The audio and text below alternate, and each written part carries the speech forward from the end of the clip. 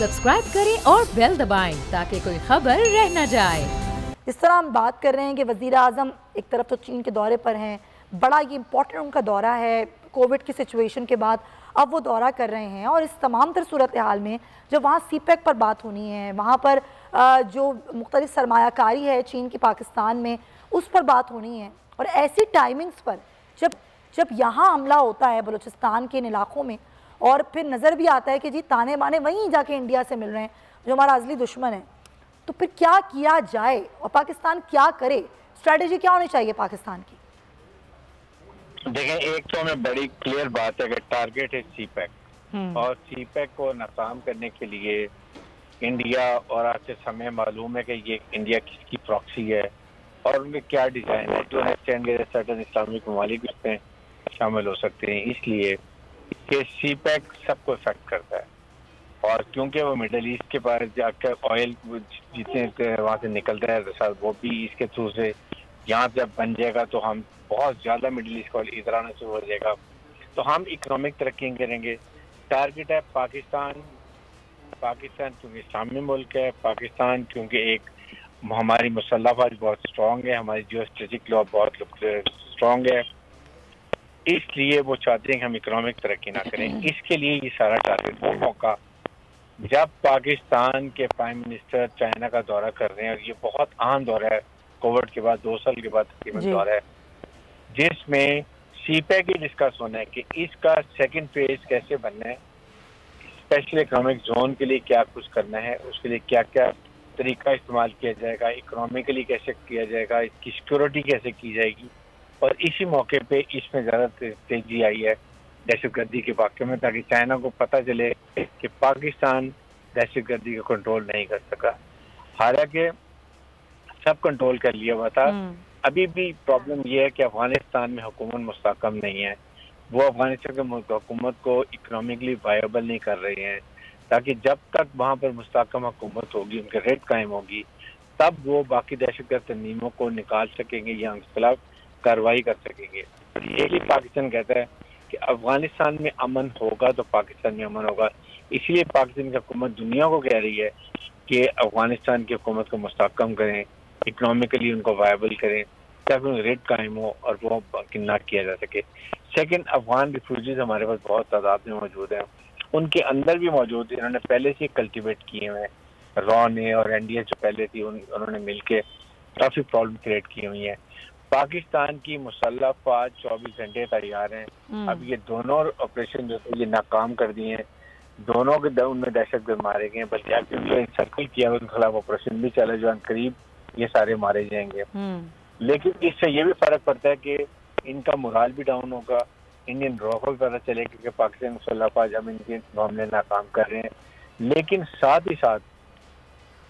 एक अफगान हुकूमत से हमें हर हाल में रहना है, उनको बताने, बल्कि हमें उनसे इंफॉर्मेशन इंटेलिजेंस शेयरिंग करनी चाहिए, ताकि वो उनको कहीं ना किसी तरीके से नुकसान पहुंचा सके। नंबर 2 बात यह कि हमें दुनिया को बताना चाहिए, खासतौर पर अपने खिते में रशिया, चाइना, ईरान, कि जी ये जिस लपेट में इंडिया आग लगा रहा है, इससे कितना बड़ा इस रीजन को नुकसान होगा, और इस रीजन के साथ साथ इंटरनेशनल इफेक्ट इसके क्या होंगे। बिल्कुल, अगर हम ये उनको वावर करा दें तो आई एम श्योर तमाम वाले मिल के इंडिया को इकोनॉमिकली भी स्ट्रेंगुलेट करेंगे,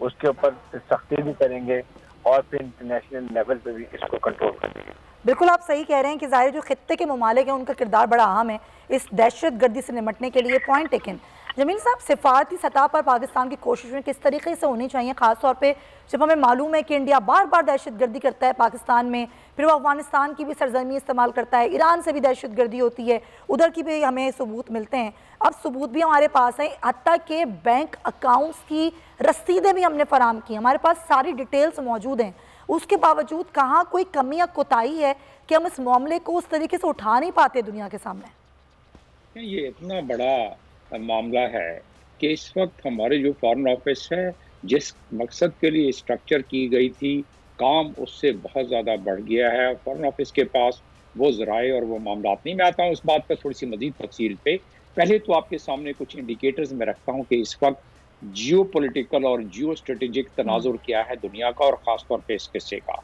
दूसरा इंडिकेटर मैं आपके सामने रखता हूँ कि आखिर वजह क्या है कि क्यों सी पैक के पीछे पड़े हुए हैं। जाहिर हम सब इस पर डिस्कस कर चुके हैं और मैं आपको 2 लाइन में बता भी देता हूँ और फिर आगे चलता हूँ। 2 लाइनों में ये बताना चाहता हूँ कि सी पैक या के चाइना को कंटेन करना जब से जो बाइडन आए, तो उससे पहले शुरू हुआ था, लेकिन जो बाइडन के आने के बाद ये नंबर 1 प्रायोरिटी फॉरेन पॉलिसी की यूएस की है कि चाइना को कंटेन करना है। चाइना को कंटेन करने के लिए बाकी चीज़ों के अलावा सबसे अहमियत के हामिल सी पैक है। क्यों है कि जो माल बर्दारी होती है चाइना की, यानी चाइना की सॉफ्ट बेली है, यानी कि चाइना जिस खतरनाक तरीके से मतलब जिसको चाइना के लिए खतरात पैदा किए जा सकती हैं पैसिफिक ओशन में, इंडो पैसिफिक ओशन में, तो उसको से नबरदाजमा होने के लिए अगर सी पैक बन गया, स्ट्रेटेजिक वैल्यू बता रहा हूँ, माशी इसकी तो जो वैल्यू है माशी मामलात में ब्रिगेड साहब ने तबसरा कर दिया, मुल्की लिहाज से, मैं इंटरनेशनल लिहाज से कर दूंगा।